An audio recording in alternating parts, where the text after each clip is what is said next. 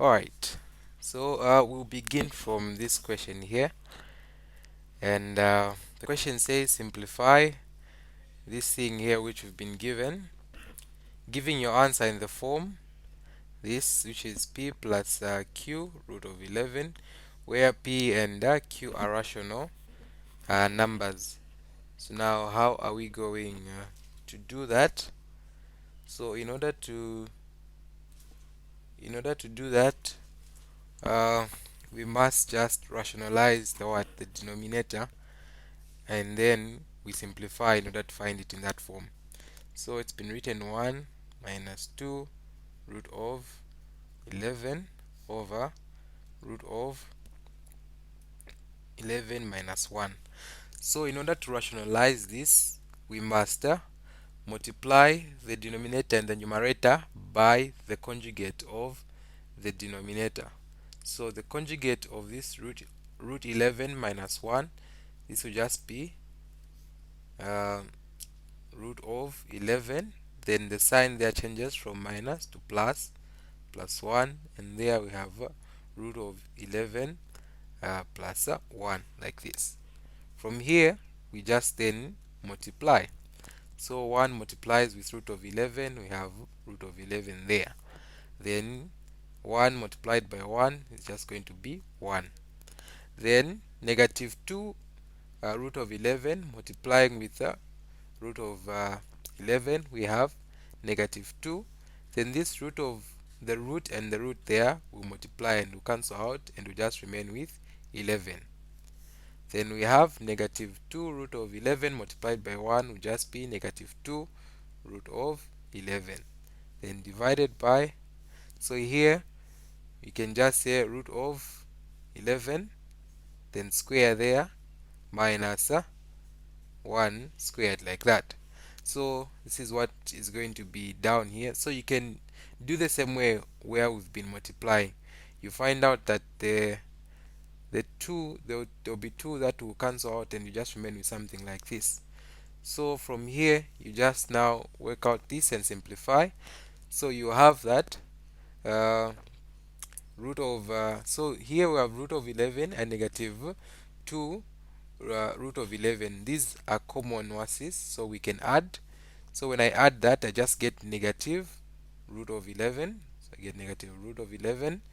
Then here I can multiply that, multiply negative 2 by 11, then I get negative 22.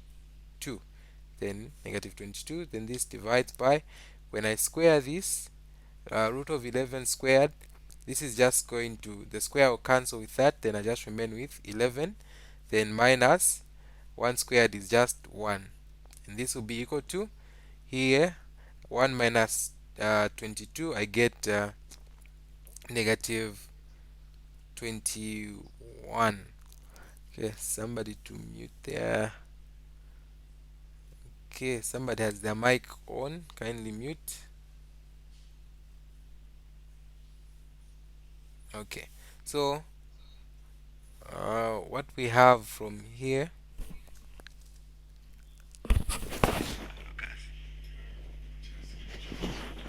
okay, so what we do now, uh, from here, when we subtract 11 minus 1, we have 10. Then we can now divide. So when we divide, we just have negative root of 11 divided by 10, then minus 21 divided by 10. And I can write this as negative, so negative 21 over 10, then this uh, negative, so that is like 1 over 10, then root of 11. Then I've gotten the form which they were asking for, where p and q are what are rational numbers, and we know that rational numbers are just numbers that can be expressed in the form a over b, where b is not equal to 0, and then these have no common factors. A and b have no common factors. So we've expressed, and we can see that these are rational numbers, and it's in that form. So that's how you want to conclude. If you want here, you can factor out a negative. You can factor out a negative such that you have 21 over 10, then plus 1 1 over 10 root of 11. Yeah, that's just when you factor out the negative sign, but either ways it's still going to be correct. Any questions here? All right, let's move on to the next question. So we have the next question. It says find dy dx if y is equal to ln of uh, cos x squared. So here what we do, we will say y, so y is equal to ln over cos squared x.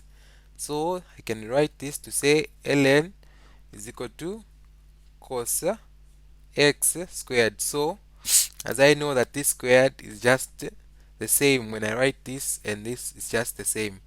So now here I have this logarithmic function ln, and according to the rules of logs, I can just say y is equal to the power there drops and it will come in front, that will be ln, then I'll have cos x there. So at this point, what I do is, since I have a function here, I have this function cos x within, of course, another function which is defined by y. What I do is I'll just say let, so I'll let that function cos x be equal to u. So I'll say let u equal to cos x. Then from there, if I replace, I'll have that y is equal to 2 ln over u, because I've replaced that with u. Then from here I can differentiate both. I can differentiate this u. So when I differentiate, this will be du over dx, because I'm differentiating with respect to x, and cos x is just negative sine x. Then if I want, I can write this as du. When this dx multiplies with the negative sine x, I'll just have negative sine x dx like this. Then I can do the same here where I have y, so I'll say dy. Then I'm differentiating u, so that will be du is equal to, I know ln of x is just going to be ln of u will just be 1 over u, so that will be 2 then multiplied by 1 over u, and this is the same as 2 over what, u. And I can write, if I want to write in terms of just dy, that will be 2, then the du multiplies there, I have 2 over u du, like this. At this stage now, what I do next, so I just go back to say dy dx. So if it's in respect to x, or here where we are, where we have dy is equal to 2 over u du. So I already know what du is, and I know what u is, so I can replace that. And when I replace, I have dy is equal to 2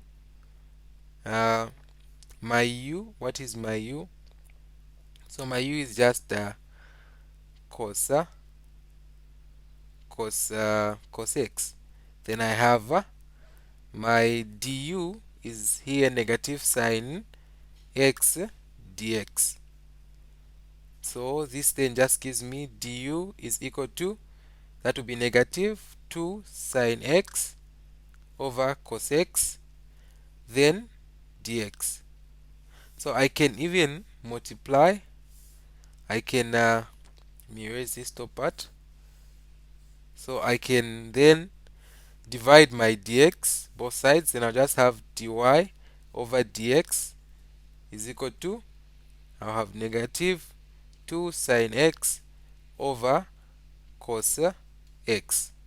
Then here I know sine x divided by cos x is just tan.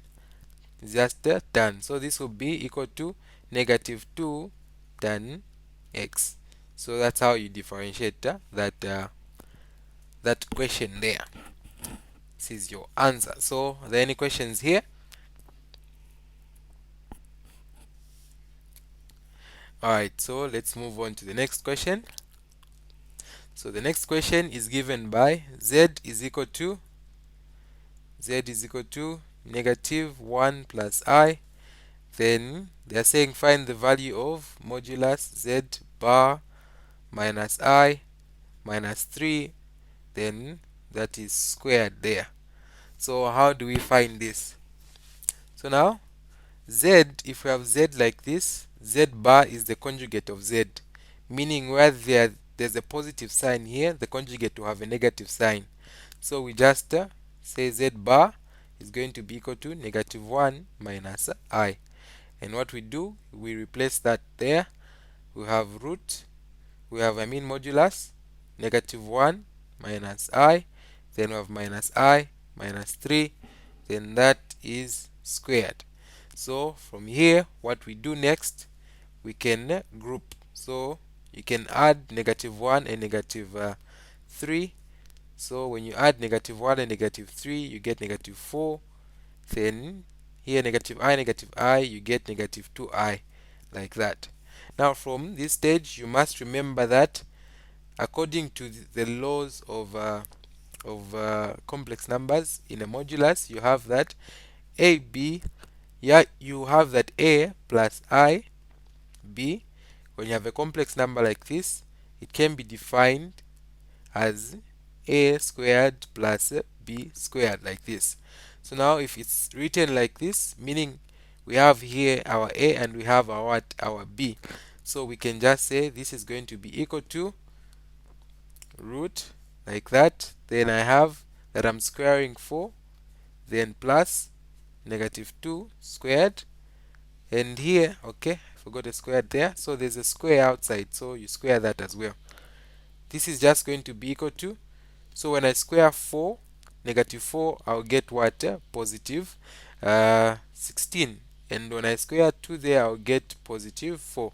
So inside I'll just have root 16 plus 4, then square. Then this is going to be equal to root of 20 square.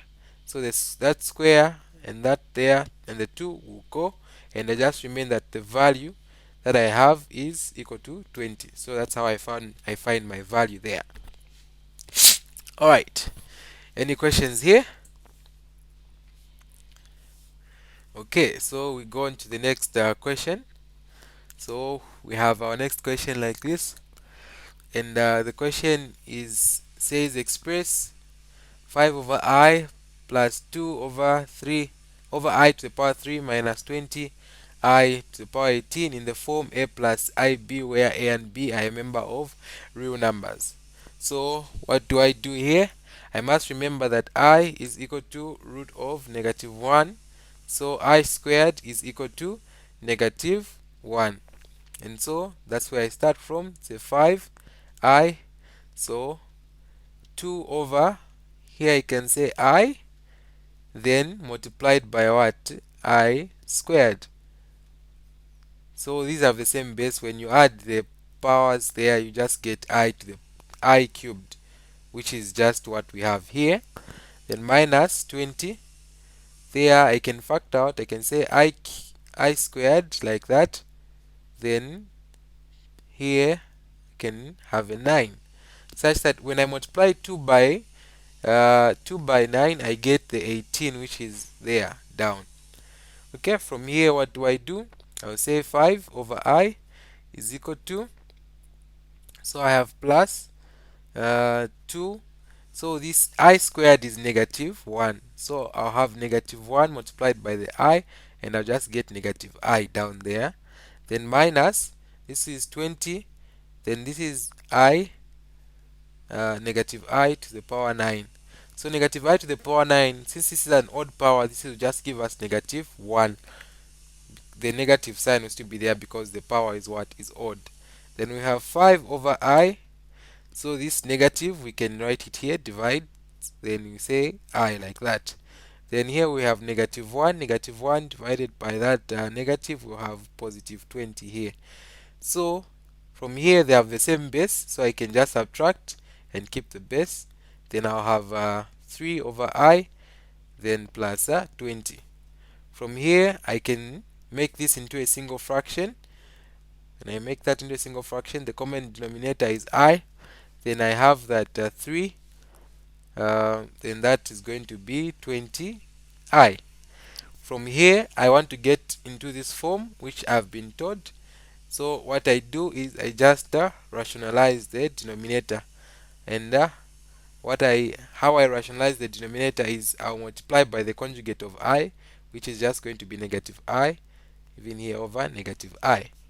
Then when I multiply that, I'll have negative 3i, then I'll have negative 20i squared divided by, so this here when we multiply negative I squared, this is what I'll have in the bottom.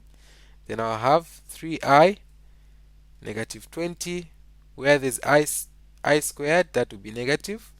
Then here down as well, where there's I squared, that will be negative 1. Then I'll have, this is going to be equal to 3i, then that will be plus 20, then divided by 1. And this is just going to be 20 plus, okay, so we still have this negative sign here. Okay, negative sign there. Okay, just a moment.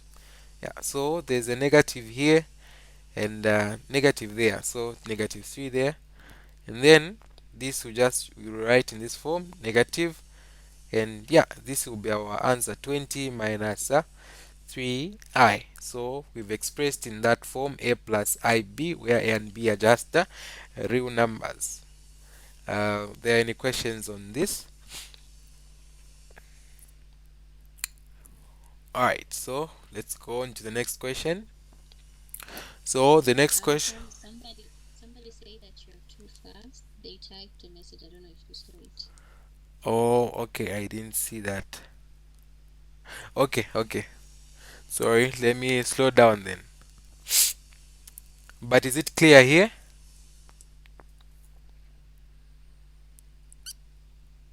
Hello? Sorry, lost me from the start over 3, Is- 3 over I plus 20 going Here 3 plus 20i over I. yes, then Okay, so here what we're doing, uh, where we reach 3 plus 20i over I. So now we want to get this form where we have a plus ib, and I know since I have I in the denominator here, if I multiply I by the conjugate, it will just be 1. I'll get what? 1, because I know that negative I squared, here where there's I squared, when I replace I squared, and I squared is just negative 1, I'll get that this will be positive 1. And positive 1, when I divide, I'll just get this form here, which is up alone, which is where I have the real part and the imaginary part. So that's why here we rationalized the denominator by multiplying by the conjugate both in the denominator and in the numerator. So when we multiply, we get that negative I multiplied by 3, I'll get negative 3i. Then negative I multiplied by 20i, I'll get negative 20i squared. Then divided by, here in the bottom, I multiplied by negative I'll get negative I squared. Then from here, I just replace where there's I squared, I replace with negative 1. So where there's I squared, so here where 20, negative 20, then I have I squared, so I replaced negative 1 there. And in the denominator, where there's I squared, I replaced negative 1 there. Then from there I can have 20, then the negative 1 multiplied by negative 20, I get positive 20, which is the positive 20 we got there. Then here in the denominator, negative by the negative 1 there, I'll just get 1. And 1 divided into that number, I'll just get the same number. So I've just rewritten the number starting with the real part first, which is 20, and the imaginary part which followed, which is negative 3i. Okay, is that clear? Yes. Fine. Okay, all right. So let's move on to the next question. So in the next question, we have that it says let the equation of the curve be given by y is equal to, we have y being equal to okay, y being equal to this here, whatever we have here. So we have that, and it says find the equation of the tangent at x equal to 2, and find the equation of the normal of the curve at x equal to 2. So now we must remember that the equation line is given by y is equal to m x plus c, and this can be written as y is equal to, so y minus y1 is equal to m m x, so here what is x, we say x minus x1, then plus your c there. So it can be written like that. So this is the general form that you have. This is the general form that you have, and then we're saying we can write like that, where we have that there. So now what do we do with this question? So in order to answer this question, okay, I've been kicked out.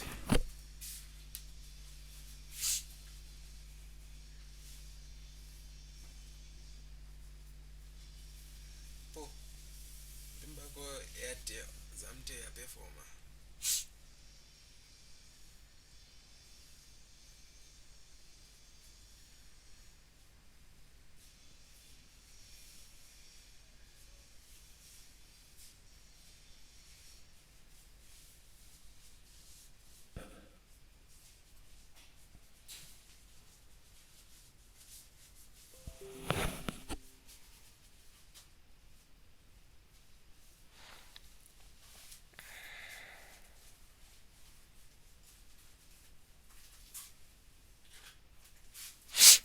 Alright, sorry for that. I was kicked out of the meeting. I think that was my network. Uh, okay, let me just back on track. I Okay, so we have this question, yeah, question which we were talking about, and we want to solve this question. So in order to solve this question, we must remember that the gradient the gradient of a line, or the gradient of a slope, can be given by the what? In this case, what we have to apply here is calculus. We have to apply calculus. So okay, we have to apply calculus in this case in order to solve this question. So now, in order to solve, we know that when we differentiate a function, so when I get y prime, so y prime, then where there's x in y prime, when I replace my x value, this is going to be my gradient, which is m. This is going to be my gradient. Now, in order to work out this, I must also remember that I have a function being given as x plus 1, like this, x minus 1. So now, the way it is given in this form, how I differentiate this, I must use the quotient rule. I must use the what? The quotient rule, where I say if this here is my u and down there is my v, then in order to differentiate this, I will get, or I must say, v multiplied by u prime, then minus u multiplied by v prime, then divided by v v squared. So this is how I differentiate when it comes to the quotient rule. So now, how am I going to do this question? So in order to apply this question, let me just erase here. Okay, erase, and where is that part there? So we will say the first thing we have to what? Differentiate. So let's get our y prime. So in order to get our y prime, so let's say let u equal to x plus 1, and let v equal to x minus 1, such that u prime is equal to, so when you differentiate here x, so x, when you differentiate there, you just remain with a constant 1, and since 1 here is a constant, when you differentiate a constant you get 0. Differentiate y prime, you still get 1 there, because you differentiate this other part, you get 0. Differentiate x, you get 1. If we had 2x, this would have been 2 there. So now at this point, what I do next is I'm going to apply the what, as I said, uh, the quotient rule here. So meaning I will get my v. So my v is just x minus 1. Then I will get my u prime. My u prime is just 1. Then I'll subtract and say my I'll get my u. So my u is just x plus 1. Then I'll get my v prime, which is just 1. Then I'll divide all this by v squared. So I'll square v. So and v is x minus 1. Then all this you square like that. So this is what we are going to do. And now from here we can just clean this up. When we multiply there, you have x minus 1. Here when we multiply, we have the same, but the negative multiplies by x and you get negative x. Then negative by that positive, you get negative 1. And this, everything divided by x minus 1 squared. And you get, so x and x here, you see that they'll cancel out because they'll give you 0, and you have negative 2 over x minus 1, then you square. So here we've differentiated this. So meaning at the point where x, whatever at whatever x point we have, when we plug in this function here, we are going to get our gradient, which is m. So now we say m is going to be equal to negative 2 over, so your x, what is your x? Your x, we've said they are telling us at 2. So now we will put in 2 there, minus 1, then you square. Then when we subtract there, we just have 1. 1 squared is 1. 1 divided into negative 2, we just get negative 2. So our m is just negative 2. That's our gradient. So now the next thing that we do, since we already have our gradient, okay, so have our gradient there. So what do we do now? The gradient. So we'll say y. So y is equal to, we use this second part. So when I take y1 to the other side, I'll have that m is equal to x minus x1 plus y1. So I have this here. So now from this point, what do I have? I should check. Do I have my gradient? Yes, I have my gradient. Do I have my x1? Of course I have my x1, because they've told me at x equal to what? To 2. Do I have my y1? No, I have to find my y1. So in order to find my y1, I'll get the function which we've been given. Say y is equal to x plus 1 over x minus 1. And I'll get a y value corresponding to the x value. So where there's x, I'll replace 2 like that. Then I'll have 2 minus 1. On top, that will be 3. Down, I'll have 1. So meaning my y is equal to 3. So I've gotten my y1, which is 3. So y here is going to be equal to, I can replace there my gradient, which is 2. Then I have x minus 2, because my x value is 2 there. Then my y value plus 3 here. So now what do I do? I just expand and I'll have negative 2x plus 4 plus 3, and this is going to be negative 2x plus 7. So that is my equation to the tangent at that point which I was given. Alright, any question before we move on to the second part?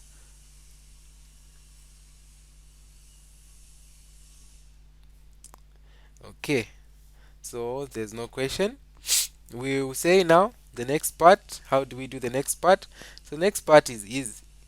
So you've already done the most of whatever you have to do here.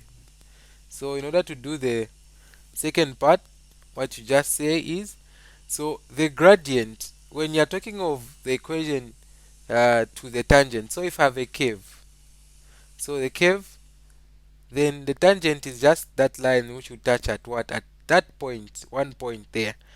So this is the what? The line to the tangent. But then the one to the normal is the one which is at what? At 90 degrees to this tangent. So this one which is dotted is going to be the the normal line. So now even this normal is defined by what? By an equation, and we know that it's defined by linear equation. So as did we define the what? The equation of this tangent line.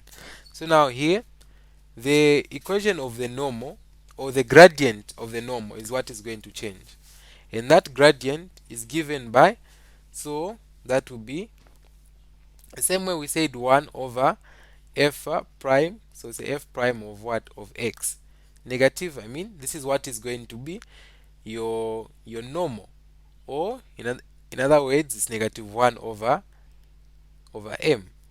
Negative 1 over m. This is your what? Your normal. Because where you had your function, where you had replaced your point 2 like that, and we got a gradient of m equal to negative what? Negative 2.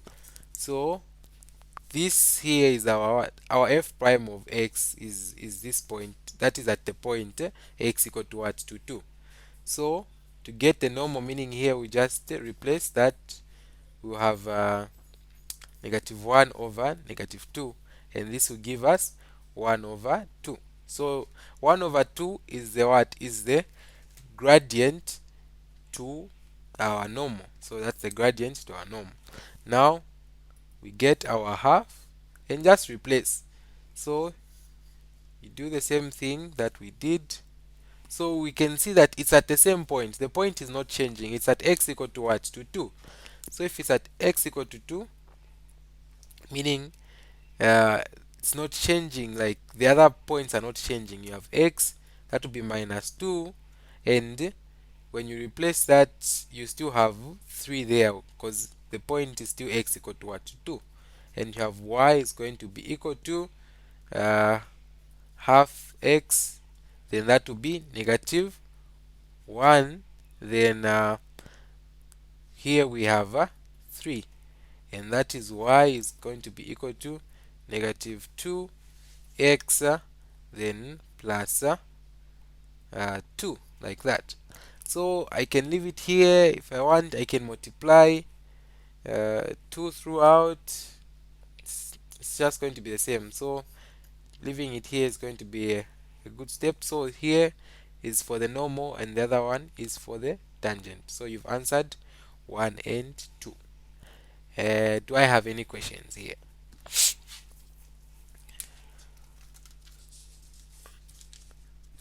Okay, so just to re-emphasize that when you're dealing with that equation and you've not been given, so if you remember uh, that the gradient is given by y1 minus that over x2 minus x1.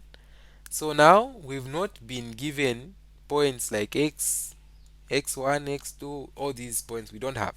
We just have one point of x being given in the what? In the question. So you must remember that the gradient is going to be found by, if I differentiate my y, I get my y prime. Then where there's x, I replace what? I replace that value of x in the question. then I will get this is just going to be equal to m, which is my gradient. So remember this, and you have no trouble with these questions. Okay, the next question.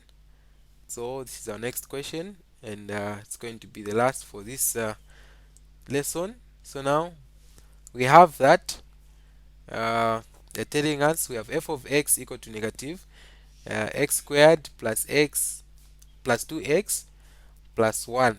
Then they're saying by completing the square, express f of x in the form fx is equal to ax. Okay, this form here. I'm sure we can see the form. So we must complete the square. Then we have a, h, and x as what? As constant. So how do we complete the square then? So we have f of x equal to negative x squared plus 2x plus 1. So in order to complete the square here, you first factor out your negative. So you have x squared minus 2x minus 1. Then here, what I do is I have x squared. Okay, let me write this. Okay, so I have x squared. Say x squared minus 2x. Then I'm going to half and square the coefficient of what? Of x, which is in this case negative 2. So half of negative 2 is just negative 1. So I have negative 1 squared. Then I'll subtract here negative 1 squared. Then minus 1. Then this is going to be equal to negative. So I'll say x, get my x. Then I'll get negative 1 there, the way it is. Then squared. Then minus. Here what is inside, I'll square it, and that will just be positive 1. And I'll get 1 minus 1, like that. Then here I'll get negative that x minus 1 squared minus 2 when I add those two there. Then multiplying the negative throughout, I'll get negative x minus 1 squared plus 2. So this here is my final answer. I have completed the square. Okay, then we have this next question, which then tells us to say, are there any questions on how to complete the square? Okay, so then I have this question then which tells me to graph f of what? F of x. Then when I graph f of x, saying graph, then I should indicate the points, which is the x-intercepts and the y-intercepts. So now how do I do that? So for my question, so we ended here 1 squared plus 2. That this is what we get when we complete the square. Okay, yeah, that's what we get when we complete the square. So now when graphing, what do I need? What I need is I need turning points where the curve is going towards to turn from that turning point, and that turning point is given by negative b over 2a comma 4ac minus b squared over 4a. So it's given by this. And in general, when I complete the square, I have the form a like this, where I have x, then x, then that will be minus, we say minus 2b over a, like this. Then okay, let me write it plus, minus, plus, then squared. Then you have plus 4ac minus squared over 4a. So when we complete, it will look something like this. So now, from what we did here, from what we've completed here, we can tell that this part here is this here, and this part is the entire thing there. So meaning, what we do then, we already have negative 1 as b over 2a, and here we're multiplying by a negative sign. So we have to multiply it here because we have negative b over what 2a here, as we can see in that part. So we multiply it by negative. So negative 1 multiplied by that negative, I'll get positive 1. And the other side there I have 2. So then I just write 2. So here 1 comma 2 is my turning point. That's my turning point. How do I get my y-intercept? So my y-intercept from the question here, we have when x is equal to 0, when x is 0, then I'll get my y-intercept. And looking at that, where we have negative, so negative x squared plus 2x plus 1, we're saying this is, now your y is going to be, when x is 0, so where there's x, we replace 0, we just get, this is going to be y is equal to 1. So y equal to 1 is my y-intercept. That's where the graph is cutting the y-axis.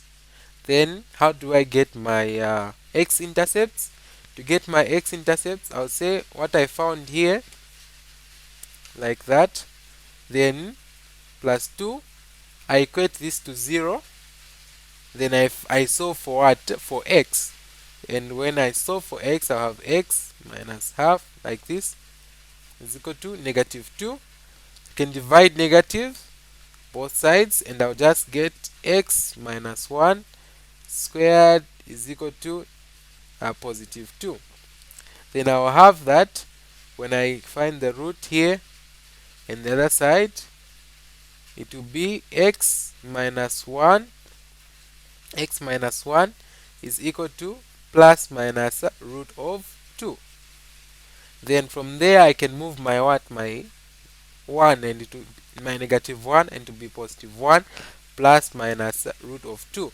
So here I have two values, which is one when I add 1 plus root of 2, and the other one is when I subtract, to say 1 minus root of 2. Then those are going to be my x-intercepts. So on the next slide, let me just write them properly, to write what we found. So turning points, first of all, points, or turning point, I mean, that would be 1 comma 2. Then we have y-intercept to be y is equal to, we found y is equal to 1. Then x-intercepts, since it's a polynomial of degree 2, you only have two what intercepts. The graph will cut the x-axis at 2 points. So you have 1 plus root of 2. Then the other one is 1 minus root of 2. And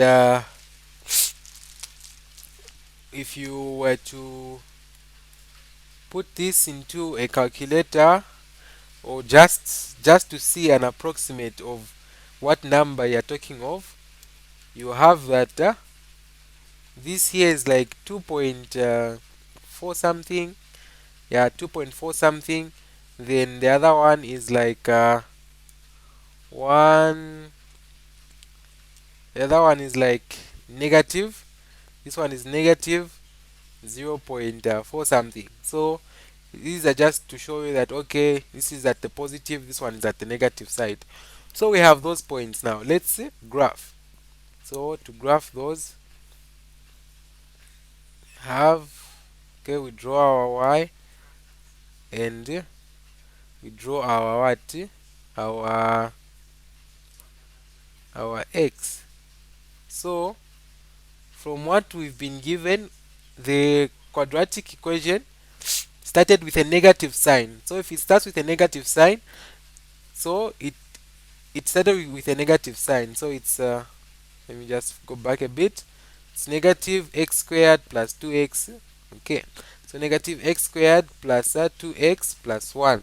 So if you have this form, you can see that your a is what is less than 0, because this is our a. Our a is negative 1, our b is 2, and our c is 1. According to the general form of the quadratic equation, which is a squared plus bx plus c. So we can see that our a is less than 0, and when you have your a less than 0, then you are going to have a maximum turning point. By maximum, expect a what looking like this, a maximum turning point, so like that, and it's going to open downwards to the negative, that's how the graph will be. So now let us plot these points which we have. So we see that at y it's cutting. So looking at our intercepts, or at our turning points, and yeah, our intercepts, uh, it's cutting at the positive x-axis at 2 point something. So if we would say it's here, yeah, to cut there, then the turning point is 2 pointer, is 1 comma 1 comma 2.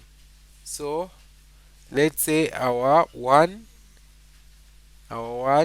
in the y-axis, in the x-axis is there, and let's say our 2 is that same one, then our 2 point something should be here.